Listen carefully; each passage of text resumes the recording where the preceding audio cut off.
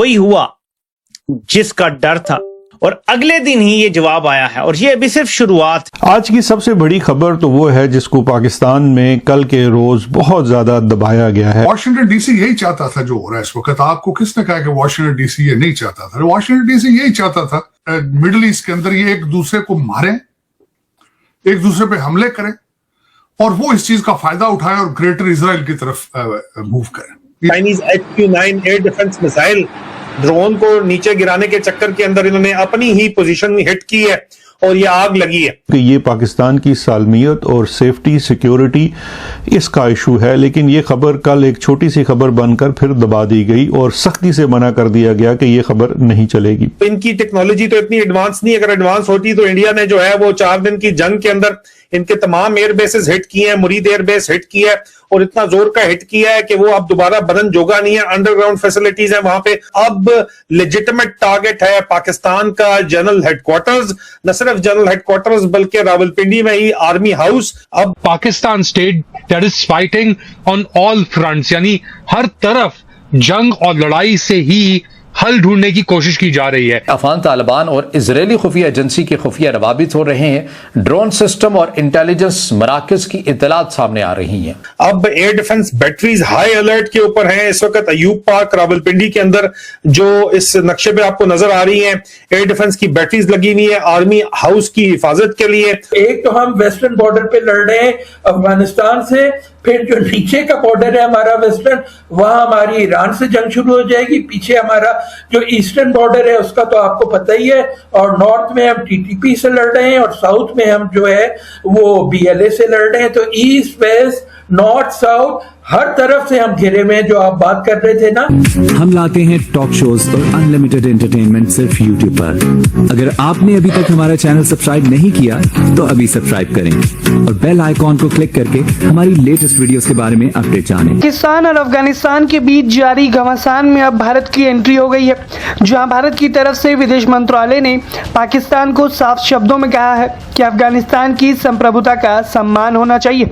दरअसल एक तरफ जहां मिडिल ईस्ट में तनाव चरम पर है, तो दूसरी तरफ पाकिस्तान और अफगानिस्तान आमने सामने भिड़ते हुए दिख रहे हैं, और इन सब के बीच भारत ने पाकिस्तान की अफगानिस्तान के ऊपर की गई सैन्य कार्रवाई पर तीखी प्रतिक्रिया दी है। पाकिस्तान द्वारा अफगानिस्तान के अंदर किए गए हवाई हमलों को लेकर भारत ने कड़ी निंदा की है और साफ शब्दों में कहा है कि किसी भी देश को अफगानिस्तान की संप्रभुता और उसकी क्षेत्रीय अखंडता का सम्मान करना चाहिए। रिपोर्ट के अनुसार पाकिस्तान के हमलों के कुछ ही घंटों बाद अफगान बलों ने जवाबी कार्रवाई करते हुए पाकिस्तान के कुछ सैन्य ठिकानों को निशाना बनाया। तालिबान सरकार की तरफ से दावा किया गया कि उन्होंने ड्रोन स्ट्राइक की है पाकिस्तान के कई सैन्य ठिकानों पर। इस्लामाबाद में इनका जो टारगेट था फैजाबाद के करीब, वो मैं आपको एग्जैक्ट लोकेशन भी बताऊंगा आगे चल के। दूसरा जो इसमें हमें बताया गया है कि जो इस्लामाबाद में एक और ड्रोन था जो I-9 में, सेक्टर I-9 में जो थाना है गालिबन उसके कंपाउंड में गिरा है। वहाँ पे कोई जानी नुकसान नहीं हुआ है, लेकिन वहाँ गिरा है और वो ब्लास्ट हुआ है। इसी तरह से कोयटा में, कैंट में कोई टारगेट बताया जाता है, यहाँ पे गिरा है। वहाँ की खबर जो है वो कोई बहुत ज़्यादा बाहर निकल नहीं रही है। अब इन ड्रोन्स के ओरिजिन के बारे में सिक्योरिटी ज़राए ये बताते हैं कि इसका ओरिजिन जो था वो अफगानिस्तान था या अफगानिस्तान की जानिब से ये दागे गए थे। अब से कुछ देर पहले अजीजान मन पाकिस्तान एयरफोर्स ने जो है वो स्ट्राइक्स की हैं हेडक्वार्टर्स के ऊपर स्पेशल फोर्सेस बटालियन के, जो तालिबान के सुप्रीम लीडर हैबतुल्लाह अखुंज़ादा को कंदहार अफगानिस्तान के अंदर प्रोटेक्ट कर रही थी। उसके विजुअल्स हमारे पास मौजूद हैं। और गुज़श्ता रोज आपको बताया था कि ISI हमजा कैंप के ऊपर और सेक्टर इस्लामाबाद I-9, I-8 और उसके अलावा मरगला हिल्स के ऊपर अटैक अफगान ड्रोन्स ने किए थे। कि अब आपने क्योंकि सुप्रीम लीडर अफगानिस्तान के को हिट कर दी है, तो अब लेजिटिमेट टारगेट है पाकिस्तान की लीडरशिप। जो इस वक्त अफगानिस्तान हुकूमती ज़राए हैं उनकी तरफ से जो इनिशियल अफगान इंटेलिजेंस की तरफ से जो खबरें आ रही हैं वो बता रहे हैं कि अभी तक हमने जो है वो सिर्फ हमें आप सिविलियंस को मार रहे थे आके अफगानिस्तान के अंदर, और हमने मिलिट्री टारगेट्स को हिट किया।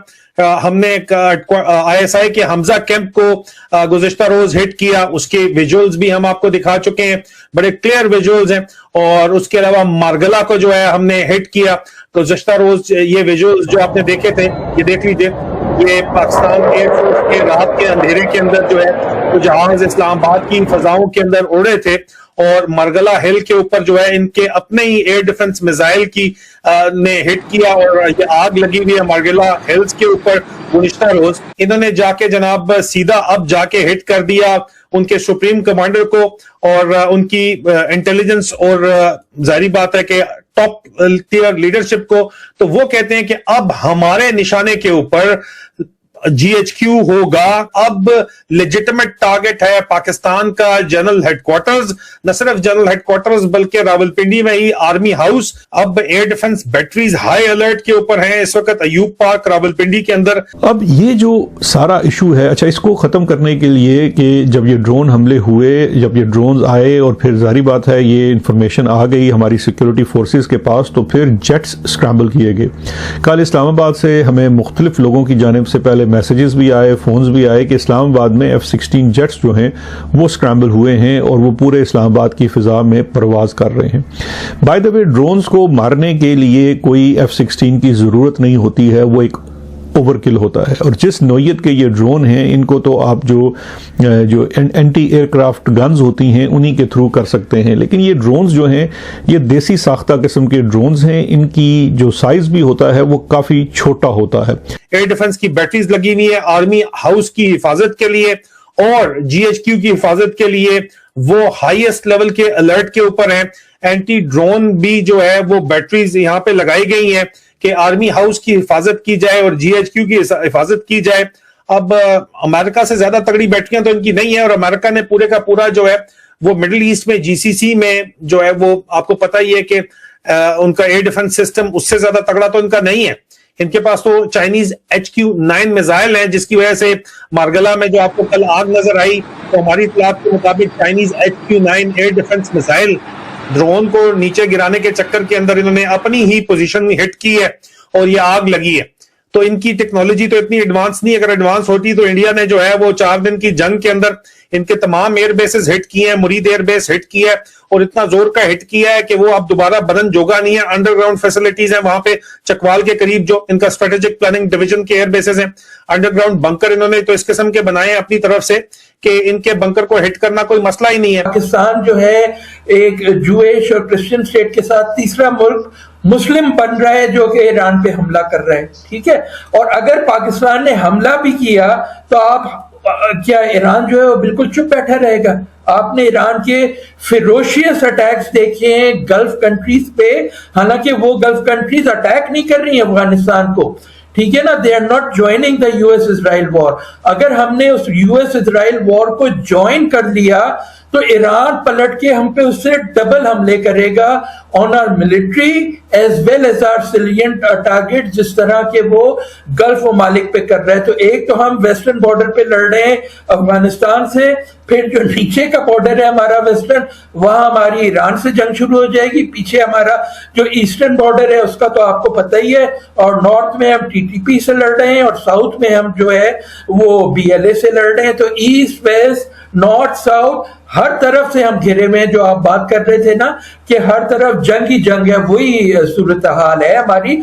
तो यही जो मुसीबत हमने पाल ली है ना कि एक ऐसा आपने सऊदी पैक कर लिया जो कि जिसपे ना पब्लिक डिबेट हुई ना पार्लियामेंट्री डिबेट हुई, उसकी किसी को शराइत ही नहीं पता, और अपने आपको और ना उससे आपको कोई अभी तक फायदा नजर आ रहा है, ना कोई 6 महीने में आपको कोई मटेरियल हेल्प उससे मिली, ना कोई जो है ज्वाइंट आपकी कोई डिफेंस प्रोडक्शन शुरू हुई, तो किसी को पता ही नहीं है कि उसकी शराइत क्या है। तो आपको ये वीडियो कैसा लगा कमेंट बॉक्स में जरूर लिखिए, इस वीडियो को लाइक कीजिए, शेयर कीजिए, सब्सक्राइब करना ना भूलिए आपके चैनल EFC.Z को। तो मिलते हैं अगली वीडियो में। जय हिंद।